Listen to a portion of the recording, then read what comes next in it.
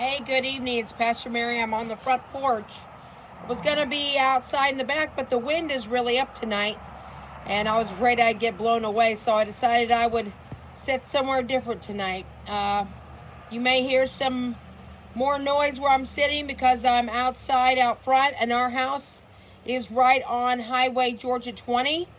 So we have a lot of cars and trucks go by. This is a route that many semis take to go between 75 and 20. And,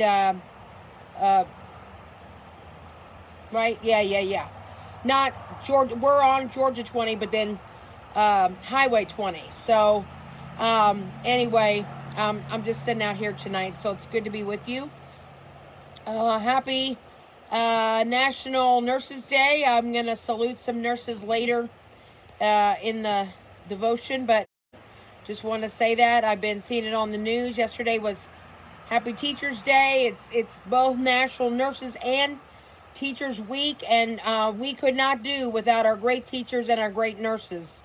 They're often the most overworked, underpaid people, and often not recognized for what they do. I'm very grateful that at least in this COVID-19, we've been recognizing the work of both teachers and nurses and how badly we depend and we need them. And I know that every day that I work with Christopher at home teaching, I'm so grateful that I have his teachers and his aides available to be available to us and to help us out. We talked to Miss Tiffany today and Miss Alexis yesterday just to say Happy Teachers Day, Happy Teachers Week to them, and give thanks for them. So I'm grateful. If you're a teacher or a nurse, especially tonight, we lift up the nurses. And in a little while, I'm going to tell you the story of how I owe my life to nurses, that I would not be here if it were not for nurses. And that's literally true.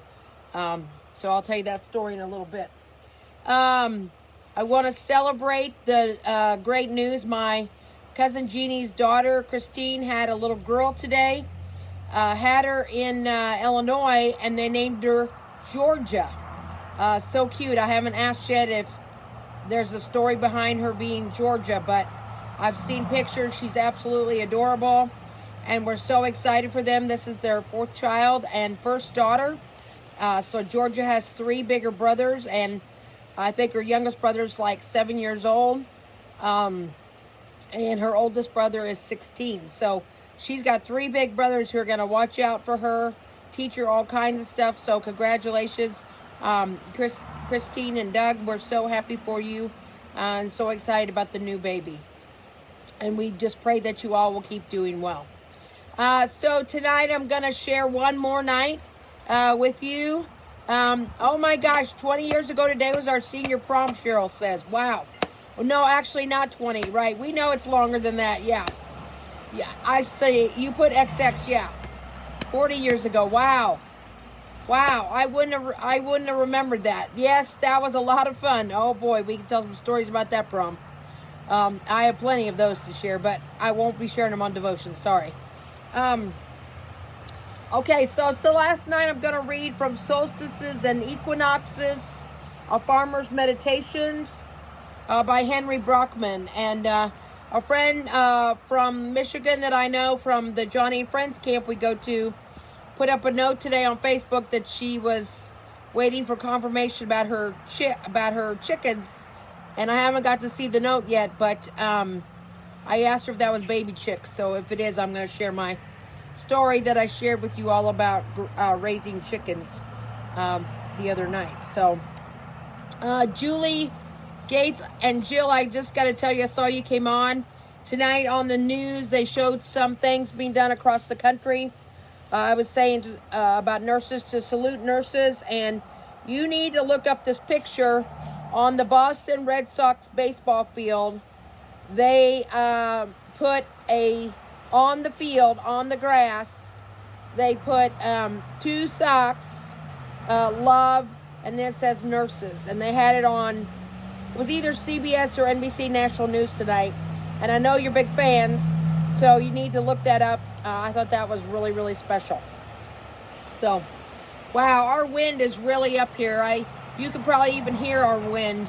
I just don't remember a May this cool, having any cool days like this in May. And we're going to be in the high 60s tomorrow, which I know for the Midwest would be really nice and warm. But for here, it's pretty cool. So this week is in the 70s, and but we're going to get up into the 80s next week. So I'm going to enjoy every day because I enjoy this coolness. So, all right. So to read you the last parts of the devotion about spring equinox.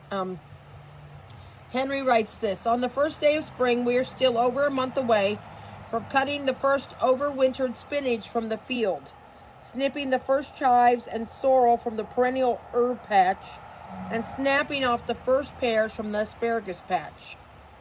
My family began these 3 months between spring equinox and summer solstice, bending low into the root cellar for the last of last fall's potatoes and carrots, diving deep into the freezer for the last bags of frozen corn. Remember what I told you about frozen corn last night? Beans and kale, and reaching on tiptoe for the last jars of canned tomatoes and applesauce on the shelves in the basement. Well, my mom was a real canner, and one of the things she canned a lot of was tomatoes, and we enjoyed them all winter long, so it's really neat to read that. We will end the 3 months with heaping salads of freshly cut lettuces, spinach, radish, and kohlrabi, with bowls of steamed beets and broccoli, and with stir fries of bok choy and snow peas. Between the spring equinox and summer solstice, we transplant to the field the 2,660 lettuce plants, 100 Brussels sprouts, 700 kale, 600 cabbage, 1,200 broccoli, 1,000 of onion starts, and around 1,000 leek and scallions that are now growing in the warmth of the solar hoop houses. We are just now starting in those same hoop houses the 1,000 or so tomato, 550 eggplant, and 700 pepper plants that will be transplanted outside in mid-May. So that's just a week or two away. But I know, if I understand correctly, Illinois has been much cooler this spring than normal. My friend Deb in Illinois says they have not had their lilacs open yet, and this is pretty late for that. Or at least it seems like it is to me. Each planting starts a long string of jobs: hoeing, hilling, mulching, trellising, weeding to bring that crop to harvest. And by the summer solstice, my CSA and Evanston Market customers will have had 4 weeks of my produce under their belts, literally. They will have been gorging on spinach, green onions, lettuce and arugula, kale, kohlrabi, cabbage and broccoli, radish and turnips, beets and bok choy. They will be seasoning with fresh cilantro and dill, parsley and mint, and relishing in green garlic, green onions, and chives. If they're lucky, they will have had some baby new potatoes and sugary snap peas and snow peas. And if the season has been warm, they will be starting to snatch up the first zucchini and carrots, basil, and summer squash. Of course, they will be pining for tomatoes. Oh yes, my favorite. Eggplant, cucumbers, and peppers. But it's still too early for those joys. On summer solstice, my family and other families will be partaking in the bounty born of hard work, rich soil, warm sun, and spring rains. And I hope and even expect that we will all be reveling in the wonderful taste and aromas, colors and textures, the freshness and the healthiness of local vegetables fresh from the field. But all that is only in the realms of imagination now. On the vernal equinox, the trees are still bare and black, the grass brown. Some Native Americans call the month of March the starving moon, because it is when the stored foods sometimes run out before the first greens of spring appear. And yet, the days are lengthening, the sun is higher and stronger in the sky, and the entire world is turning toward the sun and toward the spring. My mind's eye and my imagination are turned that way as well. So we are, I think, a month now, or almost a month into spring. And as I've been saying, because I have family and friends from the Midwest who have been watching, I know that they have not come into the fullness of spring yet, but I hope that that will be coming soon.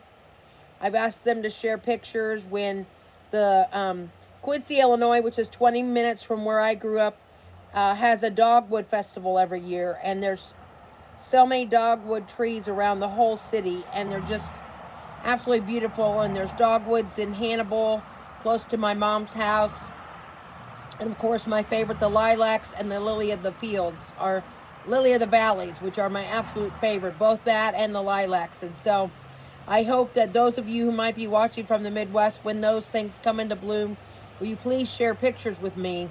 I won't be able to smell them, but at least I will be able to look upon the pictures and enjoy seeing them once again. And we are fortunate that we have had many things in bloom already. I have beautiful little white flowers on some of the shrubs and trees in my area. We have the hydrangeas are getting close now to where they're going to start to flower and bloom, hopefully in the next week or two. And they're one of my absolute favorite flowers. We have honeysuckle, and Cheryl had mentioned another flower on Facebook. I'm forgetting it. It reminds me a lot of honeysuckle, but we're thankful. Hey, Jeannie, I just gave thanks for your new granddaughter a little bit earlier, Georgia. And I said, I'm sure there's a story why she's called Georgia, but I don't know it. So I'll have to find that out later. So now I said I would tell you the story of why on this Nurses Day, I'm so thankful for nurses, because I exist literally because of nurses. And here's the story. So my dad had 3 sisters. My dad was the youngest of 4. He had a sister, Aunt Betty, or my Aunt Betty. And my mom had 7 sisters. 2 of them were nurses. They're both gone now, Aunt Phyllis. But Aunt Joanne, my mom's sister, and my dad's sister, Aunt Betty, were in nursing school together in Quincy, Illinois. And in those days, the women would go to the nursing schools. They often didn't go to college. This was what they went to. And they would go for 3 years, and they would become nurses. And they would study together. They would live there in apartments together. Well, my Aunt Betty and my Aunt Joanne became very good friends. And they realized that, my Aunt Betty realized, well, I have a brother. And Aunt Joanne knew that my mom was single. My mom had actually been a nun for 6 months and left the convent, decided that being a nun was not for her. And they set my mom and dad up on a blind date. Now, I've been surprised. I didn't think there were many blind dates anymore, but I've heard of some in recent times, because there's so many other ways to meet people now, and especially online. But so my parents went on a blind date, wound up dating. My Aunt Rita, who is still with us, she's the youngest of the 8, shared a story this last year with me, that my mom broke up with my dad after Christmas one year. And my dad did not want his family to know that my mom had broken up with him. And so he kept the presents he had bought my mom in the trunk of his car. And I'm going to have to ask her, but I think within a month or so they got back together. And I am the firstborn of 4. And so I owe nurses not just saving my life or bringing me back to health a number of times, because I had pneumonia before I was a year old. I had pneumonia several times as a child. I had the whooping cough in 7th grade. So I was in the hospital a number of times as a kid. I've been in the hospital with both of my boys. I've had a number of surgeries and procedures. And I can tell you that nurses rock. They are the best. They're there for you. They take care of you. They look out for you. They push you along when you need it. They don't let you get away with things when you don't want to do things, but they know you can do them and they know you need to do them. And so I owe my life to my Aunt Betty Wewell, who is still living. She's now in a nursing home in Quincy, Illinois. And I love my Aunt Betty very, very dearly. And I also, my Aunt Joanne, who's no longer with us, she was my godmother. Very strong, independent woman. Both of them, very amazing, amazing women. And they taught me a lot and showed me the way. And so I thank both of them today. I also wanted to read some names. I wrote them down so I didn't forget anybody on this Nurses Day. But I'm sure I'll forget somebody. So if you have a nurse you want to thank, and I just remembered Kathy Gates, a retired nurse. Thank you, Kathy, for all your years of service. She just popped in my brain. But if you know of any other nurses, family, friends that you want to lift up, please put their names on here, and I will include them in the mailing I'll be doing either tonight or in the morning. So for National Nurses Day, I want to thank from St. John Lutheran, I want to thank Beth Mayo, Amy Compline, Gwen Park, Dawn and Molly Hurst, Enid Muswa, all of them for their work in nursing and the difference that they make. I want to thank my cousin Caroline Wewell, my friend Tam Orr, Cheryl Maples, who is a retired nurse, and Gwen Flowers Taylor, who's a retired nurse, both of them from St. John Lutheran. My high school classmate and friend Christine Reed Doyle. My also high school friend Sarah Meyer Verant. And I'm sure that there are, Sila Bustamante, who is another cousin. I give thanks for her. There are many wonderful, wonderful nurses. And as I said, we are so grateful for them. They make all the difference in our care, both in hospitals, in nursing homes. I want to lift up my friend Deb's daughter Kim and her daughter-in-law Michelle, both of them working hard as nurses in Colorado. And how could I forget one of my dearest friends from college, Kim Sanders, who's worked in many an ICU and continues to serve as a nurse in California. Thank you, dear Kim. I learned a lot from you when we were in college, and I observed you learning about becoming a nurse, and I've so admired you. And also friend from college, Missy. I think Missy may still be in Arizona, but anyway, there's lots more nurses. I'm sure I'll think of more later. But I'm so grateful for all of you. You make a tremendous difference in the world, and you save lives, and you teach us so much. And so many of us wouldn't be who we are today without you, and I literally would not be who I am today without you. So I just want to thank you so very, very much. I don't have any new news about Ken Bell yet, but I will check with Elaine tomorrow. I haven't heard anything from her today. I hope that you are counting your blessings and giving thanks for the things in your life. I'm thankful today. My son Sam and I went and bought flowers, and we went to the Henry County Veterans Museum. Sam did his program at his Eagle Project out in front. He made a little area with flowers and everything, and we went back and took out the old winter flowers that were now dead, and we put in new flowers, and it looks really lovely for the spring. And so I'm thankful that Sam and I could go do that today, and we could make the Veterans Museum much lovelier. If you live in Georgia and you've never been there, I highly recommend you go. It's a wonderful museum. It has a lot of great things you can learn about people who have served in the military. Has a lot of hands-on things you can see, and it's a great thing to show your kids, your family. And so I'm very grateful to the men and the women who run that museum, who open it up to the community to learn more there. So yes, and my cousin Jeannie reminded me of Karen Schanbecker and Donna Keller are both nurses, so thank you. Donna is my cousin as well.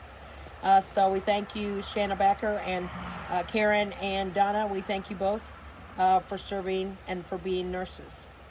That's all I have for tonight. I hope that you all are doing well, wherever you may be. I'm praying that the Midwest is going to warm up soon.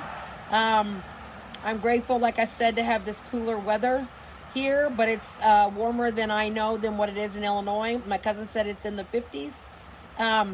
I'm praying for the farmers too, all the ones working in the fields. Just praying that they're staying safe. Pray that there comes some answers for the cattle and the pig farmers with all that's happening with meat in our world. I know some of you don't eat meat, but I also worry about the farmers who do this for their livelihood and who make a difference in the world and in our communities. So we pray for them as well. Wanted to share another prayer with you tonight from my little book of prayers. I really love this book. It has a zillion wonderful prayers in it, so I wanted to share one with you tonight. This is written by Fra Giovanni. There is nothing I can give you which you do not have, but there is much, very much, that while I cannot give it, you can take. No heaven can come to us unless our hearts find rest in today. I love that. No heaven can come to us unless our hearts find rest in today. Take heaven. No peace lies in the future which is not hidden in this present instant. No peace lies in the future which is not hidden in this present instant. Take peace. The gloom of the world is but a shadow. Behind it, yet within reach, is joy. There is radiance and glory in the darkness. Could we but see, and to see, we have only to look. I beseech you to look. Beautiful. A reminder to us that there is peace in this moment, even if we are struggling or are restless, are anxious, or are afraid. God is with us, giving us peace. Peace that passes all understanding. Peace in our hearts, even if we are not drawing upon it right now. And my prayer for those of you who may be struggling, may be anxious, who may be afraid, who may be filled with doubts, that you may know the peace of Christ, the love of God that is with you all in this time.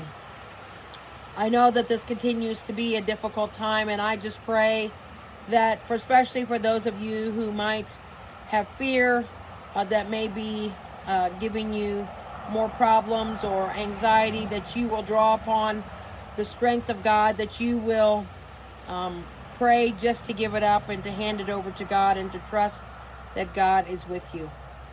It is good to be with you on this beautiful evening as I enjoy the outdoors and the trees and the blooms. As I listen to, I don't get to hear the birds out here, sorry.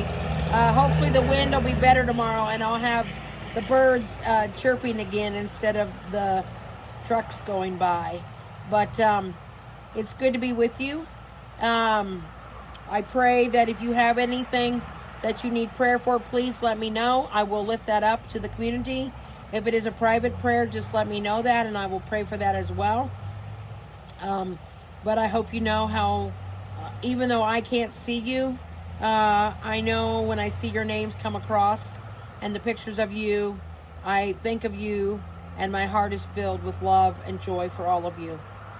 And now may the peace of Christ that surpasses all understanding live in your hearts and your minds. Amen. May God bless you this night. May you rest in the strength and the peace of God. And may you know joy every day, even if for a moment, even if it's in the midst of struggle.